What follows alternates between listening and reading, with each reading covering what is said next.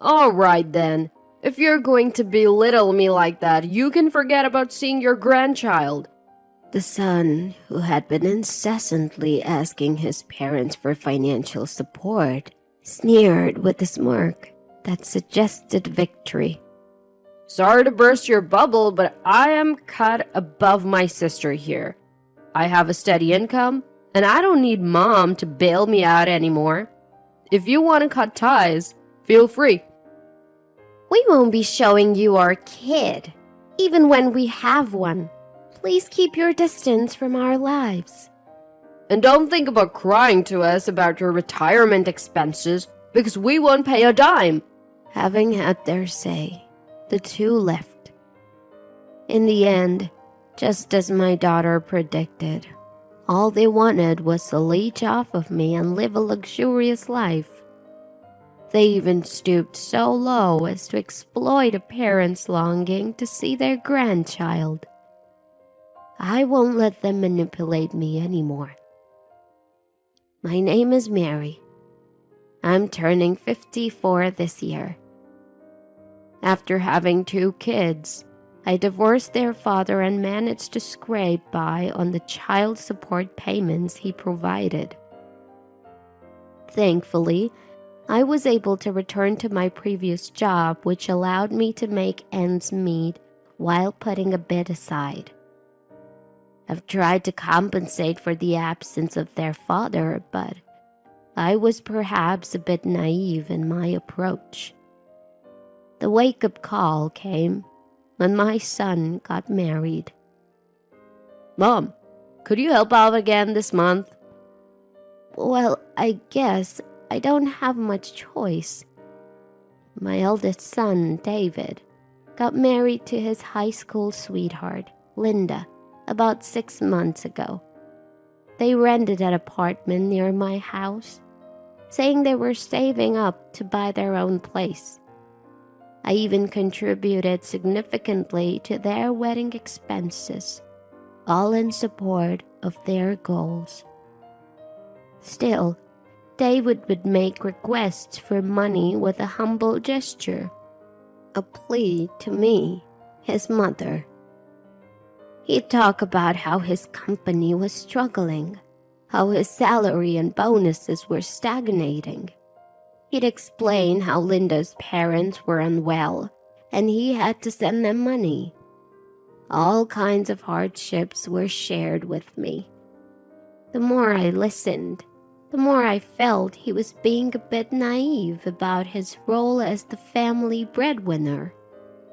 Nevertheless, I continued to give him money for about 6 months after their marriage. Since we lived nearby, they would often come over.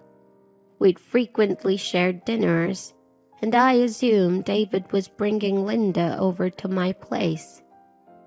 Despite being newlyweds, they seemed to prefer spending time with me rather than themselves. I even hinted at this once, but Linda only responded with, "Your cooking is so good. Mary, I could eat it every day." Although I was flattered, Linda never showed any interest in learning my recipes or helping me cook. The years passed in this way until my daughter, Tricia, started applying to colleges. At that crucial time, I asked David and Linda to refrain from visiting so frequently. Yet, they continued to ask for financial support, and once the college applications were over, they were back to their usual frequent visits. Around that time, Tricia and Linda started having disagreements. "Mary, your financial help has really saved us. The economy is so tough, and David's company isn't doing well." "But that bag you're carrying, Linda, it's designer, isn't it? You seem to be doing pretty well for yourself." "Come on, Tricia, this isn't that expensive." "Besides, you always butter up Mom for money. And Linda, don't you ever think of getting a part-time job or something?" "Tricia, that's rude." Who's being rude here? Don't you feel ashamed relying on your parents for money? Well, I do feel sorry for Linda because I'm not earning enough. No, not to Linda, to Mom. It's all right, Trisha. Let's cool it. We're all going through a tough time. Let's be understanding. It wasn't the first or second time Mary had to mediate between her children like this during meals. I understood Trisha's complaints, but I believed they just needed to endure a bit longer. Mary trusted they would soon say they could stand on their own feet and wouldn't need any more financial support. Above all, she didn't want to burden her children with money issues, especially without a father figure around. These were some of the thoughts running through Mary's head. As Mary finished dinner and started cleaning up, she heard Linda from behind. Excuse me? Mary turned around with a smile, thinking that the moment I had anticipated had arrived. Linda's words froze my smile. Thank you so much for your support, Mom. It's really a big help. It's okay. I'm sorry Trisha can be a bit of a nag. Don't worry about it. But I have a favor to ask. What is it? Recently, I've been thinking about having a child, but I'm not confident about the finances. What? Well, it's hard to have a baby when you're older, isn't it? Well, I guess it might be. So I was wondering if you could increase the amount of support money a little more. Shockingly, David and Linda weren't just content with walking on their own feet. They were actually planning on having a child in this situation. How can they consider having a child when their financial outlook was so unstable? I thought. So I tried to hint them that it was reckless. Yet, Linda seemed irked and countered. Don't you want to see your grandchild? I'm not saying I don't want to. Exactly. I'm an only child and I really want my parents to meet their grandchild as soon as possible. But you do realize that having a child will make things even more difficult. I'll start working too then. We'll manage. David has also reassured me about this. Despite my advice, Linda insisted that everything would be fine and there was nothing to worry about. As a result, I ended up increasing my monthly allowance to them from $1,000 to $1,200. When I told Trisha about this, she was indignant, insisting, "Mom, you're definitely being duped by them." But I still dreamed of the day when the two would become independent. A few years after I increased the allowance, David came to our house alone. Apparently, he knew I was off from work that day and seemed anxious to discuss something with me. Is Trisha here? I think she's studying in her room. Why? Do you need something? No, it's okay. I just have something to ask of you, Mom. I hope it's not bad news. Well, I was wondering if you could increase the allowance a little more. I had kind of expected it from David's demeanor, but I was utterly disappointed that both he and Linda just kept asking for money with no remorse. I let out a heavy sigh and finally, in a loud voice, reprimanded David. Enough is enough! How long do you plan on relying on your parents? No, you're misunderstanding. Linda has been getting tests done at the hospital. Hospital? Is Linda sick? No, not like that. She's been getting tests done for childbirth and it's turning out to be more expensive than we thought. We're short on cash. That's why I told you. It's not a good idea to have a child without proper planning. What will you do if something unexpected happens? If the child gets injured or if one of you falls ill. You can't just say, "We don't have money." You don't think everything will be fine just by begging me, do you? Don't get so angry. I didn't know the tests were going to be so expensive. Isn't that odd?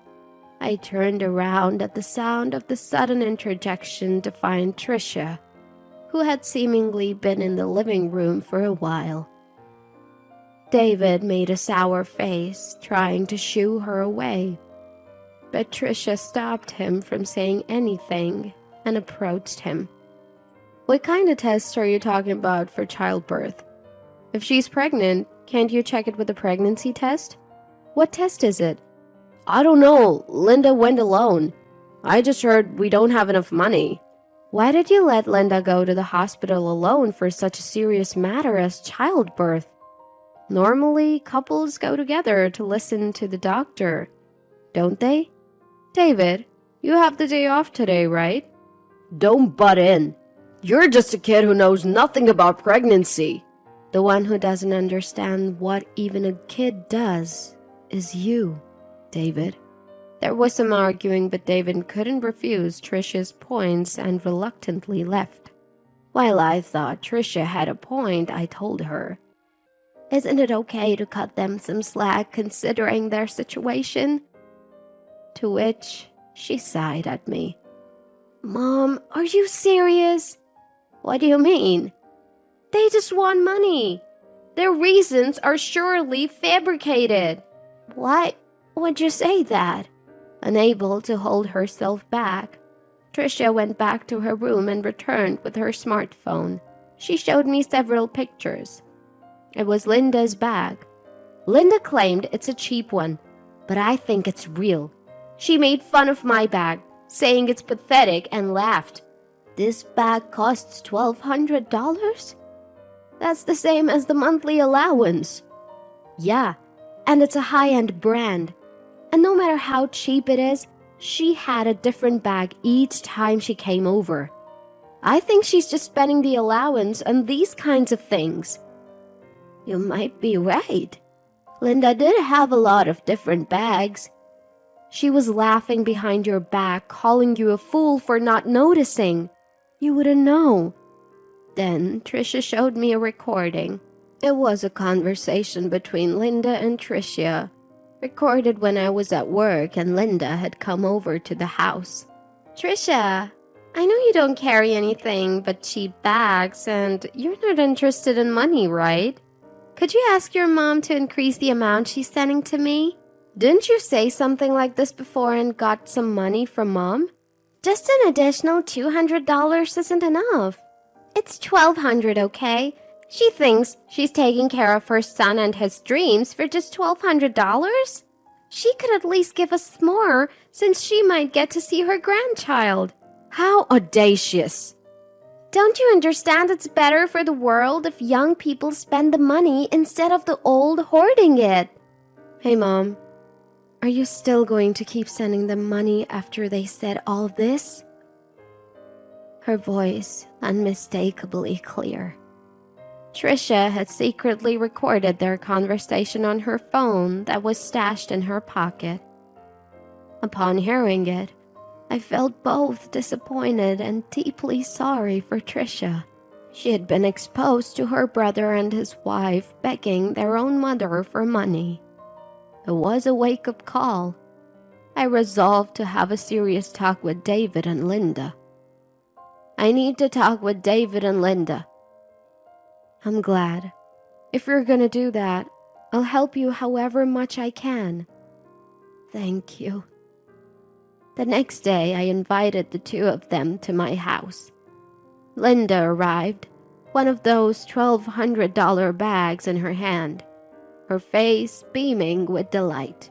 Tricia and I sat down with them at the living room table. "I'm going to stop sending you money." "What? What are you talking about? We can't handle this kind of surprise." "That's right, Mother-in-law. My medical expenses are piling up, and it's really causing me trouble." "Why don't you just save your money instead of buying those expensive bags?" Linda, who initially tried to be humble and gain my favor, sighed heavily as if she had been wronged when I mentioned the bag. Don't you want to see your grandchild? I would feel sorry for the child being born to such an irresponsible parent. Are you saying that even though your son is in trouble, you're not gonna help us? I've been helping you enough. I've been sending you money for 10 years now. David, you should stop this already. It was you. You must have said something to Mom. Trisha has nothing to do with this. It's my decision based on your behavior. As I firmly stated this, David and Linda fell silent. Seeing this, I felt relieved that we could end this after a decent conversation. But then, David laughed in a mocking tone and started shouting at us. Well, fine. If you're going to insult me like this, then give up on ever seeing your grandchild. What are you talking about? Weren't you the one who was disrespecting Mom? You kept sending me money because you thought I was useless, right? That's right. You kept paying us because you thought David was struggling, right? What are you trying to say? Sorry to break it to you, but unlike you, I'm actually competent. I've been earning my own money, so I don't need Mom's help. Feel free to stop giving us your petty cash. You're blaming us, but you're just saying you can't go on without the money, right? Yeah, that's right, but don't come crying to us for money from your old age expenses after showing us this attitude. And even if we do have a child, we won't be showing you the baby's face. Never interfere with us again. With these words, they left with a bang. As it turned out, Trisha was right. They were simply trying to bleed me dry and squander the money. Worse, they exploited my desire to see my grandchild. Trisha was grinning with satisfaction as I sank into my thoughts. Don't worry, they'll be back begging in no time. But from now on, it's a new game, Mom. Trisha spoke with certainty. And she was right. Just half a year later, David, still in his work clothes, showed up at the house clutching his credit card statement. Listen to me, Mom. Linda's out there, spending my money on bags and wallets like it's nothing. Oh, why are you surprised now? That's cold, Mom. Well, didn't she always behave like that? Even when she was receiving $1,200 from me each month. $1,200? She said she was only getting $500. You didn't even know how much allowance I was giving to your wife, did you? That's disappointing. Indeed, I used to put the money in an envelope and give it to the two of them. I felt a headache coming on at my son's pathetic ignorance, not even checking the amount before using it. She's spending that $1,200 on all sorts of useless things, and our savings are depleting rapidly. That's how it's always been. I don't understand why you didn't realize it sooner. Mary replied, her words also serving as a critique of her past self. Perhaps by being in the same position now, David might understand a bit of how I felt. But ultimately, David couldn't stop Linda, and he would only rely on me for money. There was nothing I could do for my son who complained and lashed out without a hint of apology. It seemed that their quarrelsome days continued. Unable to stop Linda from spending more than her income. It was no surprise considering they were unable to save even though they were receiving $1,200 a month for free. As I observed their poor financial management, I couldn't help but wonder where I went wrong in raising them. I just kept going, doing as Trisha told me to. Mom, I didn't know you moved.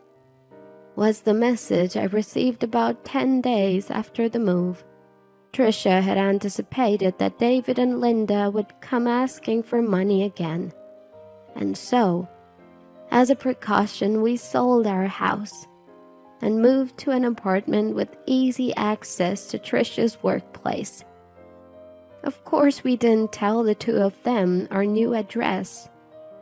Just as Trisha had predicted, they came to our old place and, finding us gone, sent a frantic mail.